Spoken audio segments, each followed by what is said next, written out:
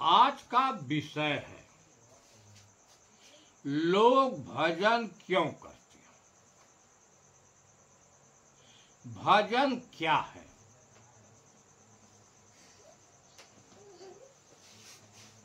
भजन कौन करने, किसका भजन करने योग्य है, आज इसी विषय पर विचार किया। बालाजी भजन लोग क्यों करते हैं, दूसरा प्रकरण भजन क्या है, तीसरा प्रकरण है कि भजन किसका करना चाहिए। पहले प्रकरण पर हम विचार करें कि लोग भजन क्यों करते हैं। हमारे यहाँ साधु है, महात्मा है, ऋषि हैं, ब्राह्मण हैं, गृहस्थ हैं, सभी लोग भजन करते हैं। भजन करने का कारण क्या है, इस पर अगर हम विचार करते हैं और महापुरुषों के विचारों को देखते हैं तो यही मालूम होता है कि भजन करने में भजन करने का कुछ कारण है। जैसे देखें,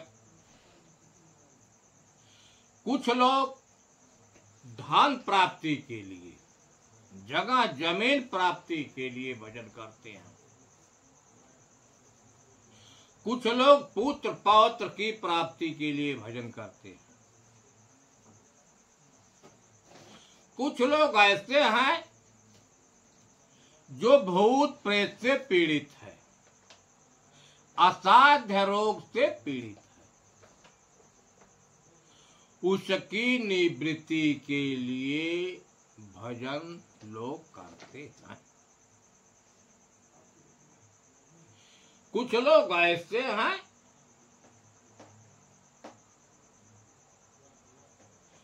जिनको स्वर्ग की चाह है, वैकुंठ की चाह है, सतलोक अनेक लोकों की चाह है, उसको प्राप्त करना, इसलिए भजन करते हैं। कुछ लोग ऐसे हैं कि भाव बंधन से छूटने के लिए भजन करते हैं कि हम बार बार संसार में जन्मते मरते हैं, इससे हमारी मुक्ति हो जाए, इसलिए भजन करते हैं। लेकिन सवाल है, यह तो भजन करने का कारण, क्योंकि बिना कारण का कार्य नहीं होता। कारण है तो कारण के निवारण के लिए मनुष्य कार्य करता है। अगर उसके पास बुखार नहीं है तो दवाई नहीं खाएगा, दवाई खा रहा है बुखार के निवृत्ति के लिए। बुखार कारण है, कार्य है दवा। इसी ढंग से जितने भजन करने वाले लोग हैं, इच्छा को लेकर भजन करते हैं। उमा कहूं या जग की रीति, स्वार्थ लाई करई सब। भगवान शंकर ने कहा है, पार्वती यह संसारियों की रीत है कि बिना स्वार्थ से न देवी देवा भूत भवानी भगवान ईश्वर खुदा गाड़ जितने नाम है, मतलब से नाम लेते हैं प्रेम करके। आइए देखिए कि भजन क्या है। भजन किसको कहते हैं? भजन कोई वस्तु नहीं है। जो भक्त है अपने भगवान, अपने इष्ट के प्रति जो भाव उत्पन्न होता है, वही भजन है। उस भाव में भावित होकर जो कुछ करता है वह भजन। कुछ लोग नाम का जाप करते हैं, कुछ लोग अगरबत्ती धूप दीप से पूजा करते हैं, कुछ लोग भगवान की कथा भी सुनते हैं भाव में आकर। भाव प्रधान है। भाव का ही मतलब है प्रेम, श्रद्धा, अनुराग, उसके ही अंग। क्योंकि प्रेम भगति जला बिनु मुर भाए, अभियंतर मला कबहू न जाए। वही प्रेम है। उमा जोग जप दान तप नाम खब्रत ने, रामन कृपा कराई तत जतन केवल प्रेम।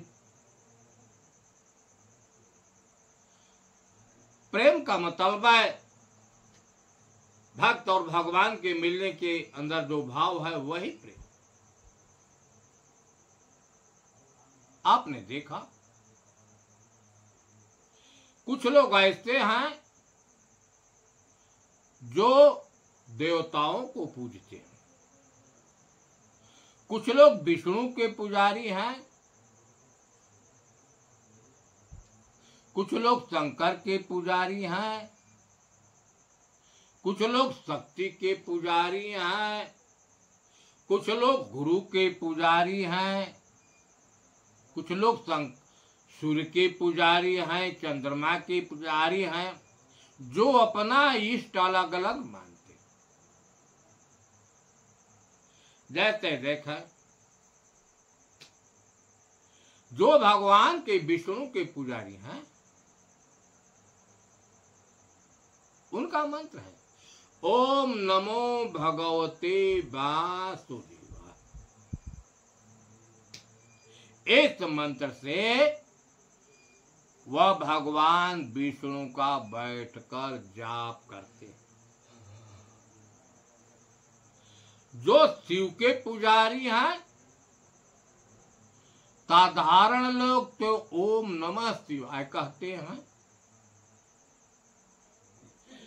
लेकिन जो विशेष जानकार लोग हैं वह महामृत्युंजय का जाप करते हैं।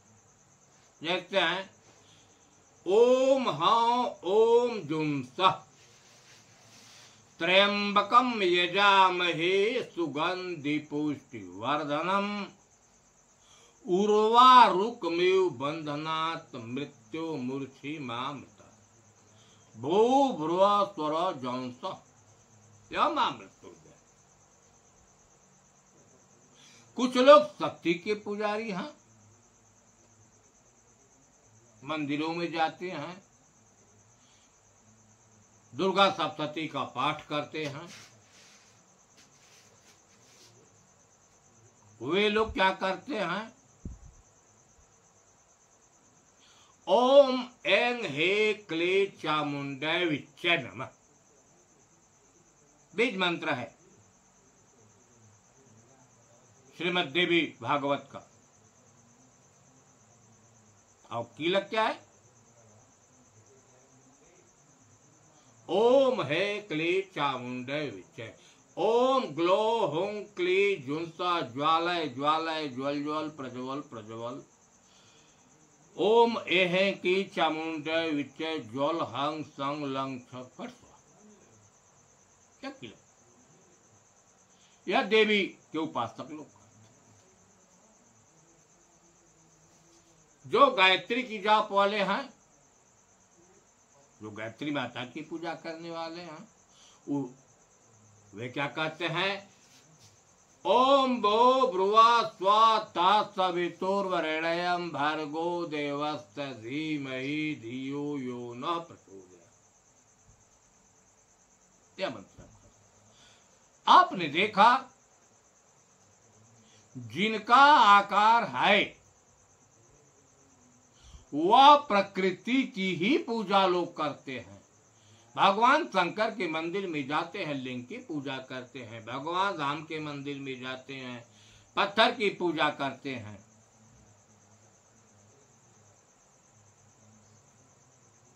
लेकिन इनके मूल में है कामना, इच्छा। इच्छा को लोग करते हैं। निष्काम काम करने वाला कोई, निष्काम भजन करने वाले जो होते हैं संत होते हैं। भजन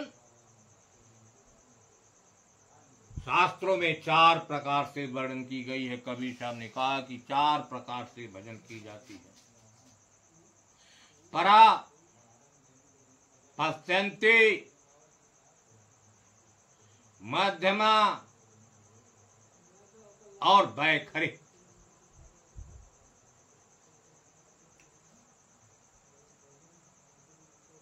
हम आपको बैखरी के बारे में बता रहे हैं। बैखरी वह भजन है जो कि नाम उच्चारण किया जाता है जिह्वा से। कोई मंत्र हो, चाहे हम गीता का पाठ करें, चाहे श्रीमद् देवी भागवत का पाठ करें, चाहे बीजक का पाठ करें, चाहे रामायण का पाठ करें, चाहे वेदों को पढ़ें, यह भजन जो है केवल वाणी का ही व्यवहार है, केवल वाणी ही चलती है। लोग बैठ कर राम राम कहते हैं, शिव शिव कहते हैं, हरि हरि कहते हैं। ऐसे भजन को बैखरी भजन कहते हैं। केवल वाणी का ही विकार है। यह भजन वाणी से ही की जाती है। इसके बाद है मध्यमा। मध्यमा वह भजन है जिसमें नाम और रूप दोनों का प्रयोग होता है। ऐसे भजन वाले बहुत से मठाधीश हैं इस जगत में। प्रत्यक्ष में आप देखते हैं कि गढ़वा घाट के स्वामी जी हैं, अड़गड़ानंद जी हैं, ऐसे हजारों लोग पड़े हुए हैं मध्यमा भजन करने वाले। वे क्या करते हैं कि चाहे ओम नाम बता दें, चाहे राम बता दें, चाहे सतनाम बता दें, चाहे गुरु गुरु बता दें, और अपने रूप का ध्यान कराते। यह 5 तत्वों की बनी जो शरीर है, इसी शरीर का ध्यान कराते हैं और जो गुरु नाम बता दिए उस नाम को वह जपते हैं। ऐसे भजन को मध्यमा भजन कहते हैं। इसके बाद है पश्यन्ति। पश्य माने होता है देखना, केवल इसमें देखना है, नाम से कोई मतलब नहीं। जैसे आप देखें, इसको हम साधना भी कहते हैं। किसी एक बिंदु पर देखना। कुछ लोग श्वासा पर ध्यान लगाते हैं, श्वासा को देखते हैं। कुछ लोग त्रिकुटी में देखते हैं,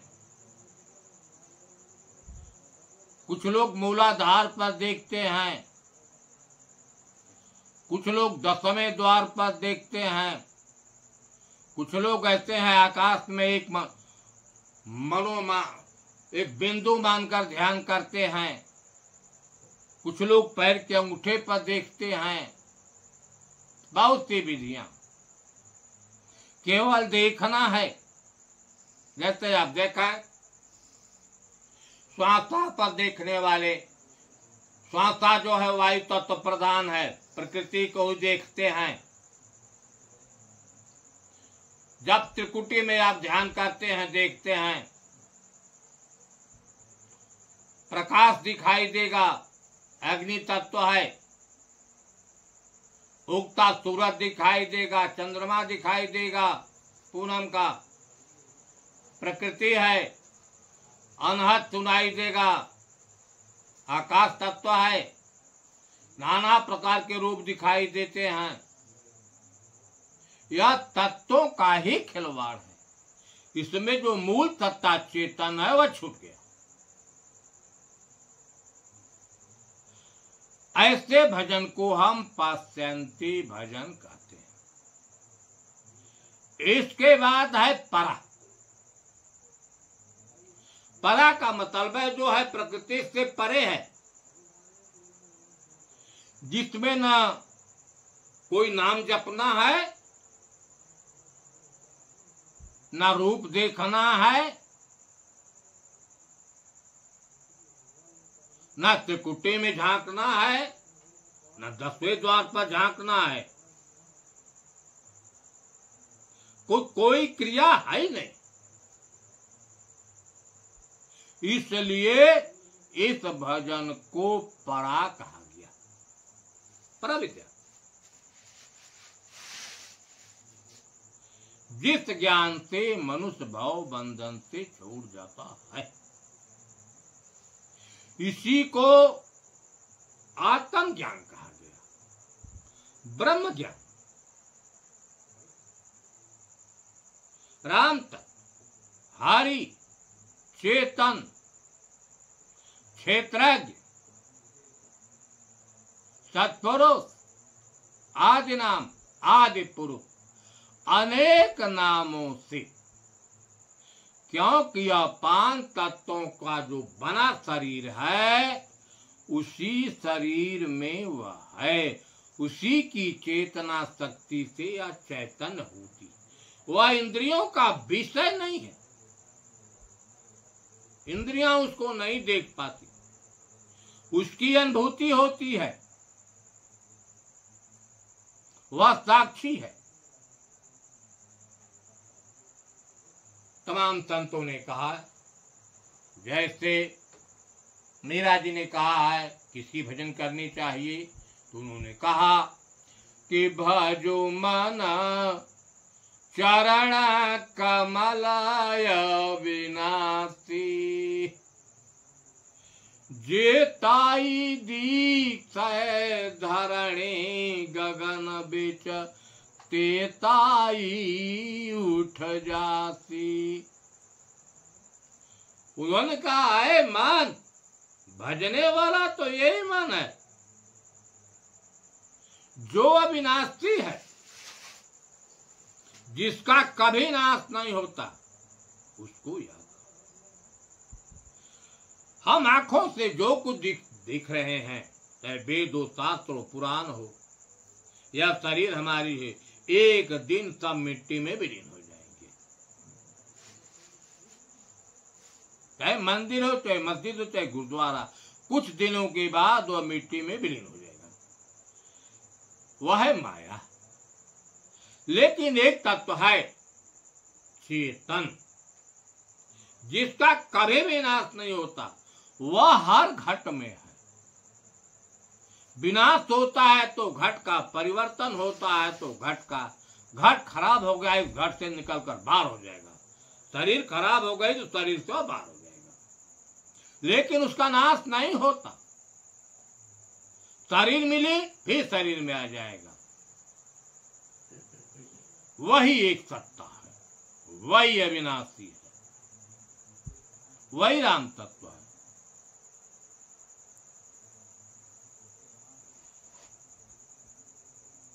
आप हे देवा आप हे पाते, आप ही कुल आप ही सब जाति।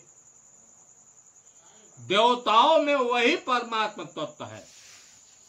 जिस देवता की हम पूजा करते हैं उसमें भी वही है परमात्मा तत्व। पत्ते में भी वही है, पेड़ पौधों में जितना जड़ जगत है सब में उसी की सत्ता से चैतन्य है। सार्वभौत, भूत माने प्राणी जितने शरीरधारी है सब में वही है, वही सर्वव्यापक है। आपो ही खसम, वही स्वामी है। आप सुखवासी, सुख का वास अगर है तो उसे परमात्मा के कहियत मोहि भेल युगचारी। इस बात को कबीर साहब करें कि मैं चारों युगों से कह रहा हूं, किसी परमात्मा तत्व को भजन करो, याद करो, लेकिन कोई मान नहीं रहा। काके आगे कहूं पुकारे, साचा कोई न माने। जो वास्तविक सत्य वस्तु है उसको कोई नहीं माना, झूठा के संग जाए। झूठा झूठा मिल रहा या मक्खिया खा। अब देखा झूठा क्या है? यह जो दृश्यमान जगत है जिसका हम ध्यान पूजा करते हैं वह झूठा है। और मन की उत्पत्ति भी प्रकृति से, मन भी झूठा है। यही मन प्रकृति में फंस गया तो बार बार खेहा खाना माने धूल फांकने की समय। भगवान कृष्ण ने बार बार कहा, आय अर्जुन, मन मना भव मत भक्तो मद्याजी माम नमस्कुरु। मेरी पूजा करो, मन को मुझ में लगाओ, मेरा भक्त बने, मुझको नमस्कार करो। मय्यम मना याधस्व मयि बुद्धि निवेशय निवस्यस्त मय्यम अतः ऊर्ध्वः सत्। अर्जुन, मन जब मेरे अधीन हो जाए, बुद्धि का निवास मुझ में हो जाए, तब मुझको ही प्राप्त होंगे। 18वें अध्याय में कहा कि सर्वधर्मन्य परित्यज्य मामेकं शरणं व्रज। जितने धर्म कर्म है सबको छोड़ दो, तुम मेरे शरण हो जाओ। विचारणी बात है। अब आप सोचिए कि कृष्ण ने मैं शब्द का प्रयोग किसको किया? कृष्ण अपने को शरीर मानते हैं कि चेतन? कुछ लोग इस शरीर को मैं मानते हैं, मन को मानते हैं, विरले चेतन को मानते हैं। तो कृष्ण ने अपने को क्या माना? उन्होंने कहा, यो मां पश्यति सर्वत्र। जो मुझे सर्वत्र देखता है, सर्वच मयि पश्यति, सब में मुझको देखता है। तस्मा हम न प्रणश्यामि शौचौने प्रस्थित। ना वह मेरे लिए दूर है ना मैं। आप विचार कीजिए, एक परमात्मा ही, चाहे हम राम कह लें, चाहे ब्रह्म कह लें, चाहे ईश्वर कह लें, कुछ भी कह लें, वही सर्वव्यापक है और वही हर घट में। इसलिए कृष्ण ने अपने को शरीर नहीं बताया, कहा कि मान तू इसी में लीन हो जा। जो सर्वव्यापक सत्ता है वह। यही बात राम ने कहा लक्ष्मण से, क्या लक्ष्मण, मैं सर्वव्यापक होते हुए सब में हूं, मुझ सर्व साक्षी को लोग नहीं जानते। राम ने कहा, मैं शरीर नहीं हूं, मैं तो आत्मा हूं। तो मन जो है भजन करने वाला यही मन बुद्धि है, लेकिन यह मन बुद्धि आज तक इस शरीर में रहने वाले चेतन को नहीं जानता। जिस दिन बोध हो जाएगा दूर की खोज मिट जाएगी। भजन करने योग्य है तो या तम। आपने देखा कि